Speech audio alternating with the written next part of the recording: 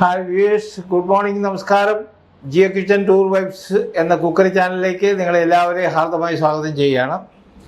അപ്പോൾ ഇന്ന് നമ്മൾ ഇവിടെ ഉണ്ടാക്കാൻ പോകുന്നത് ഒരു കപ്പ ബിരിയാണിയാണ്. കപ്പ ബിരിയാണി എന്ന് പറഞ്ഞാൽ ടപ്പിയോക്ക ബിരിയാണി. അപ്പോൾ നമ്മുടെ നാടൻ ഭാഷയിൽ എല്ലും കപ്പ എന്ന് പറയും. അപ്പോൾ അതാണ് ഇവിടെ ഉണ്ടാക്കാൻ പോകുന്നത്.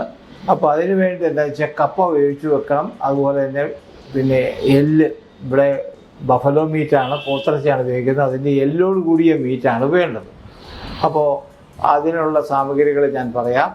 ഏറ്റവും ആദ്യം കപ്പ കൊത്തി നുറുക്കി വേവിച്ച് വെച്ചിരിക്കുകയാണ്. വേവിച്ചതിന് ശേഷം നമ്മൾ അല്പം മഞ്ഞളും ഇട്ടു ഉപ്പും ചേർത്ത് വെച്ചിരിക്കുകയാണ്. ഇതാണ് നമ്മൾ ഉണ്ടാക്കുന്നത്.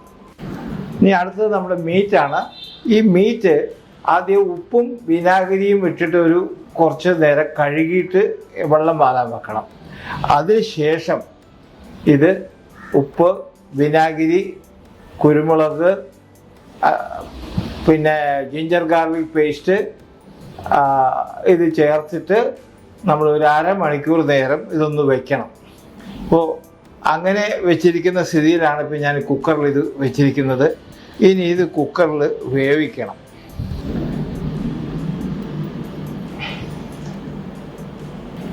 നമ്മൾ സ്റ്റൗവിൽ കുക്കറിൽ വേവിക്കാൻ വെച്ചിട്ടുണ്ട്. ഞാൻ വെള്ളമൊന്നും വെച്ചിട്ടില്ല. വെള്ളം ഇതിൻ്റെ അകത്ത് ഇറങ്ങാൻ ചാൻസ് ഉണ്ട്. അപ്പോൾ ഇച്ചിരി ഐറ്റങ്ങളൊക്കെ ചേർത്തിട്ട് ഞാനിത് വേവിക്കാൻ വെച്ചിരിക്കുകയാണ്.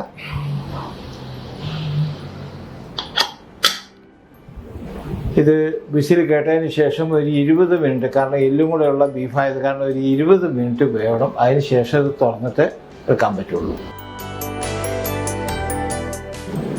അപ്പോൾ ഞാനിത് ബീഫ് നേരത്തെ വേവാൻ വേണ്ടി വെച്ച കാരണം ഇതിൻ്റെ ഇൻഗ്രീഡിയൻസ് എനിക്ക് മുഴുവൻ അത്ര പറയാൻ പറ്റിയില്ല. അതിലെന്തൊക്കെയാണെന്ന് ചോദിച്ചു കഴിഞ്ഞാൽ, ബീഫിൻ്റെ അകത്ത് മുളക് പൊടി ചേർക്കണം, മഞ്ഞൾപ്പൊടി ചേർക്കണം, മല്ലിപ്പൊടിയുണ്ട്, ജിഞ്ചർ ഗാർലിക് പേസ്റ്റ് ഉണ്ട്, ഉപ്പുണ്ട്, പിന്നെ വിനാഗിരി നേരത്തെ ചേർത്തിട്ടുണ്ട്, കറിവേപ്പില,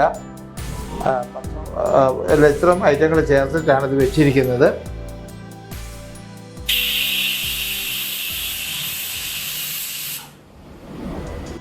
നമ്മൾ ആദ്യത്തെ വിസിൽ കേട്ട് കഴിഞ്ഞു. അപ്പോൾ നമ്മൾ സിമ്മറിലിടുകയാണ്. ഇനി ഒരു 20 മിനിറ്റ് ഇതിനെ വേവിക്കണം. അപ്പോൾ നമ്മൾ സിമ്മറിലിട്ടിട്ട് വെക്കുകയാണ്. നമ്മുടെ ബീഫ് കറി വെച്ചുകൊണ്ടിരുന്ന ഈ വിസിൽ കേട്ടതിന് ശേഷം 20 മിനിറ്റായി സിമ്മറിലായിരുന്നു. ഞാൻ ഓഫ് ചെയ്യുകയാണ്. അപ്പോൾ അത് അവിടെ ഇരുന്ന് തണുക്കട്ടെ. ആ തണുക്കുമ്പോഴത്തേനും ഞാനിവിടെ ഒരു കടായി വെച്ചിട്ടുണ്ട്. ആ കടായിൽ ചൂടാകുമ്പോൾ എണ്ണ ഒഴിച്ച് നമുക്ക് ഈ സവാള, പച്ചമുളക്, അതുപോലെ കുരുമുളകൊക്കെ ചേർത്ത് നമുക്കൊന്ന് മിക്സ് ചെയ്യാം. അപ്പോൾ നമ്മുടെ എണ്ണ ചൂടായിട്ടുണ്ട്. നമുക്ക് സവാള ഇടാം.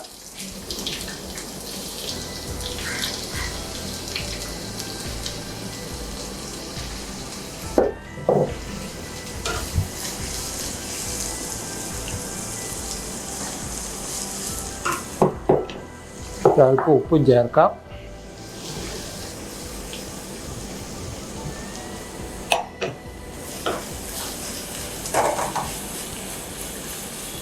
ഒരു ഗോൾഡൻ ബ്രൗൺ ആവണം. പച്ചമുളക് കൂടി ചേർക്കാനുണ്ട്. ഒരു 4 പച്ചമുളകാണ് ഉള്ളത്. ഇതും കൂടി ചേർത്ത് നമുക്കൊന്ന് വഴറ്റാം.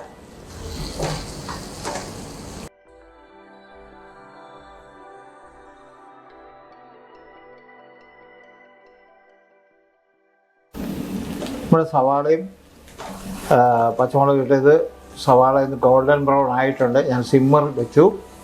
അതിനുശേഷം നമുക്കിനി കുറച്ച് ഗരം മസാല ചേർക്കേണ്ടതുണ്ട്.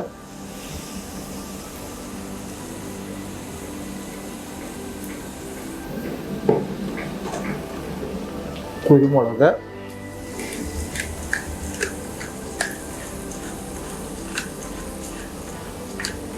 ഫ്രഷായിട്ടുള്ള കുരുമുളകാണ് ചേർക്കുന്നത്.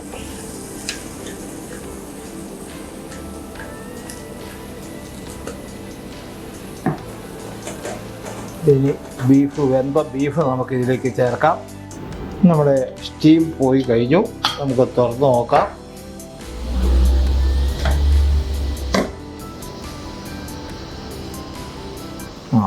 ഈ വെള്ളമൊക്കെ ഉണ്ട്. വെള്ളം വച്ചിട്ടൊന്നുമില്ല.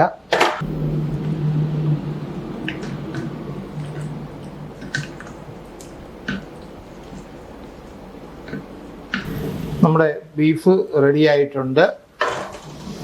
നമുക്കിതിലേക്ക് ചേർക്കാം.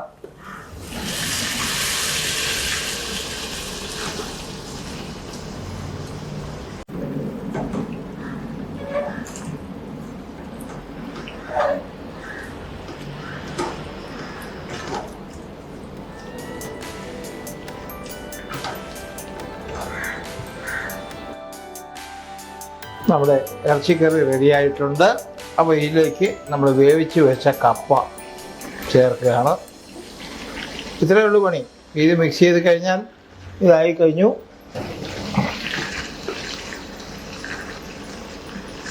വളരെ എളുപ്പത്തിൽ നമുക്ക് ഉണ്ടാക്കാൻ പറ്റുന്നൊരു വിഭവമാണ് കപ്പ ബിരിയാണി.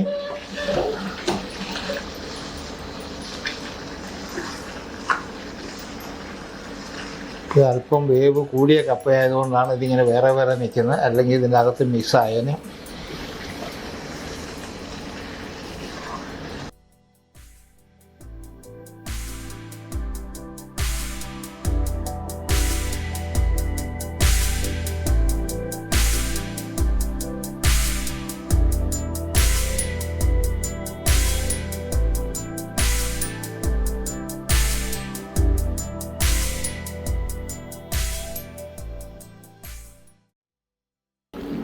നമ്മൾ കപ്പ ബിരിയാണി അങ്ങനെ അത് പ്രിപ്പറേഷൻ കംപ്ലീറ്റ് ആയിട്ടുണ്ട്. നമുക്ക് സ്റ്റൗ ഓഫ് ചെയ്യാം. നമുക്കിനി ഇത് പ്ലേറ്റ് ചെയ്യാം.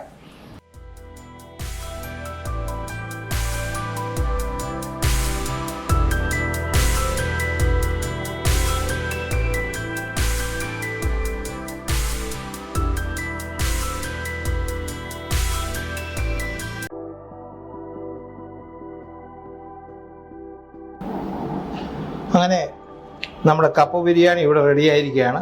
നമുക്ക് കൊത്തി അരിഞ്ഞ സവാള, ഫൈനലി ചോപ്ഡ് ഓനിയൻ ഇതുകൊണ്ട് നമുക്കൊന്ന് അല്പം ഗാർണിഷ് ചെയ്യാം. നമ്മുടെ ഹോട്ടലുകളിലൊക്കെ കൊടുക്കുന്ന കണ്ടിട്ടില്ലേ, ഇതേമാതിരി കപ്പ ബിരിയാണിക്ക് സവാള ഇട്ടിട്ടാണ് കൊടുക്കുക. നമുക്ക് അല്പം അങ്ങനെ ചെയ്യാം.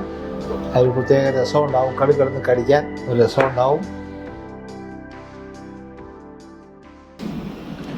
അങ്ങനെ നമ്മുടെ കപ്പ ബിരിയാണി ഇവിടെ റെഡിയായിരിക്കുകയാണ്.